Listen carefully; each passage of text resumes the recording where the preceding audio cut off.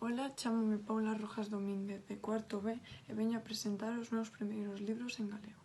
Os primeiros líamos a miña nai, porque eu non sabía ler ben.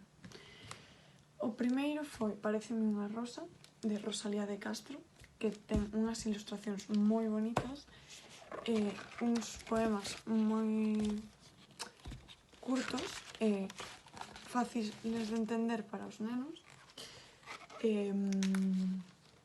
Encantárame porque gustábame recitalos en alto en Navidade ou en ocasións especiais a miña familia, de tanto que mos repetía a miña nai, quedouseme na cabeza.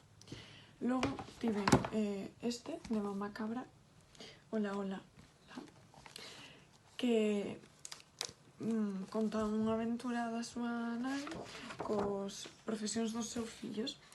Ten un disco, para lelo co disco se o prefires, ten cancións, era moi divertido para unha nena. Logo tiven este, Micifo e os seus amigos, que tamén gustoume bastante. Regaláramo a miña profe en infantil, lino varias veces. E logo tiven os de primaria, como, por exemplo, o Domador de Monstros, que foi dos que máis me gustou, aunque non tiña moita trama, porque era para unha nena de segundo, pero gustárame moito, porque tiña moitas repeticións, en cada páxina repetía unha frase e continuaba, era fácil de entender e seguir o hilo da historia.